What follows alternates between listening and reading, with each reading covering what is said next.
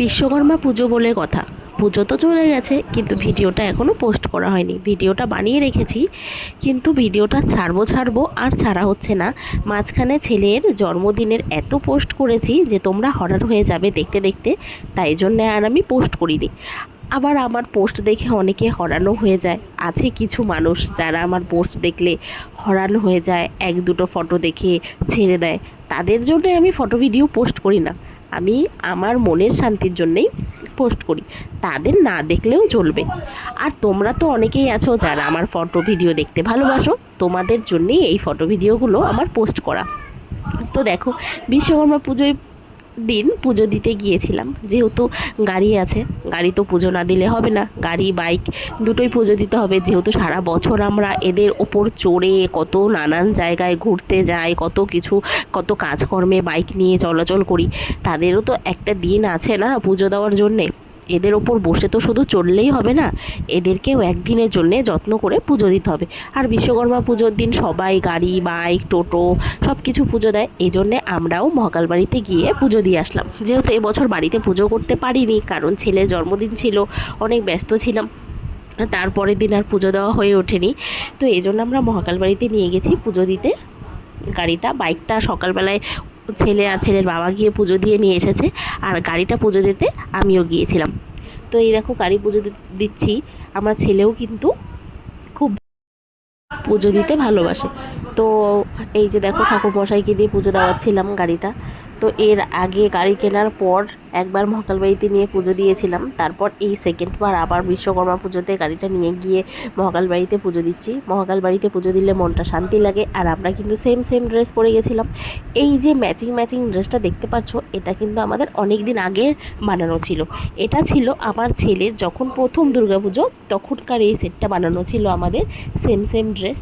তো এটা আর আমাদের তিনজনের একসঙ্গে পরা হয়নি বলে সেই দিনটা আমরা আবার পরেছিলাম, যে ছেলে তো আবার বড় হয়ে যাচ্ছে, আবার ড্রেসটা ছোট হয়ে যাচ্ছে। তো এই ড্রেসটা আরও পরতে পারবে না বলে আরও একবার আমরা আবার ম্যাচিং ড্রেস পরে পুজো দিতে গেলাম। আমরা তো অধিকাংশ সময়ে ম্যাচিং ড্রেস পরে সব জায়গায় যাই, কিন্তু এই ড্রেসটা আর না পরালে ওকে ড্রেসটা ছোট হয়ে যাবে। তো এই জন্যে আমরা তো আবার পরতে পারবো, কিন্তু ছেলে তো আর পরতে পারবে না। তো যাই হোক, তার জন্যে আমরা এই সেটটা পরে গিয়েছিলাম পুজো দিতে।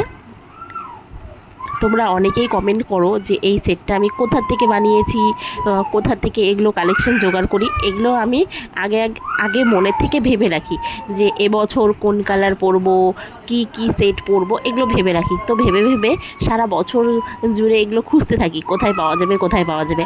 আর আমি এই সেটটা কোথা থেকে বানিয়েছি, আমার মায়ের কাছ থেকে বানিয়েছি। আমার মা যেহেতু টেইলার, আমার মাই আমাদের এই তিনজনের ড্রেসটা বানিয়ে দিয়েছে। আমার শাড়ি তো আর বানানোর দরকার পড়েনি, শাড়ি তো বানানোই ছিল, শাড়ি রেডি ছিল। ওদের এই দুটো সেট আমি বানিয়েছি কাপড় কিনে।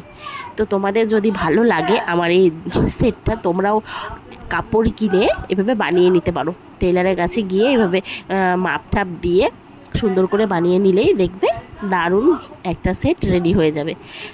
তো যাই হোক, আমার এই ড্রেসগুলো তোমাদের ভালো লাগে তার জন্য অনেক থ্যাংক ইউ।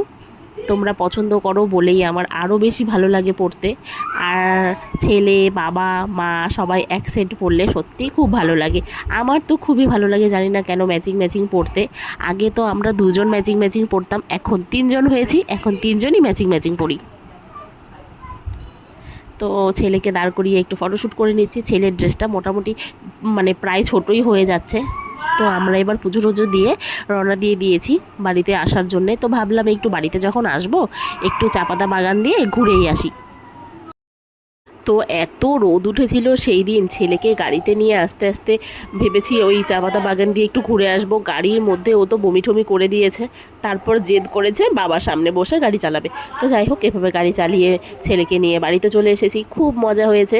যেই দিনই আমরা যেখানে যাই না কেন, সত্যি ছেলেকে নিয়ে গেলে খুব মজা হয়, আবার খুব ক্লান্তও হয়ে যায়। ও এত দুষ্টুমি করে কোথাও গেলে, কি বলবো সেরকম একটা দুষ্টুমি করে না, তাও মোটামুটি যতটুকু দুষ্টুমি করে আমরা হরান হয়ে যাই। যেহেতু এতটা গরমের দিন নিজেদেরকেই ক্যারি করতে পারি না, আবার বাচ্চা এই রোদের মধ্যে হরান হয়ে যায়। আবার ওকে না নিয়ে গেলেও ভালো লাগে না, ও বাড়িতেও থাকবে না। তো তো দেখতেই পারছো, ছেলেও গাড়ি চালানো শিখেই গেছে মোটামুটি। এরপরে আমার ছেলেই কিন্তু সবাইকে গাড়ি করে ঘোরাতে পারবে, যেহেতু বাবা ছেলেকে ট্রেনিং দিচ্ছে গাড়ি চালানোর। বাইক তো মোটামুটি স্টার্ট দিতে, হর্ন দিতে সব কিছু করতেই পারে। আরও কিছু পারে যেগুলো আমি নিজেই জানি না ওগুলোকে কী বলে, আর কি করে বলবো। এই দেখো, মনে হচ্ছে ও ঘুমিয়েই পড়বে, কিন্তু এখান থেকে সরবে না। তো আমার ভিডিওটা তোমাদের কেমন লাগলো অবশ্যই কমেন্ট করে আমাকে জানিও। আর বিশ্বকর্মা পুজো অনেক দিন আগেই চলে গেছে, পোস্টটা করা হয়নি, ছেলের বার্থডে এত পোস্ট করেছি বলে। তো তোমাদের এই ভিডিওটা ভালো লাগলে অবশ্যই লাইক কমেন্ট করে দিও।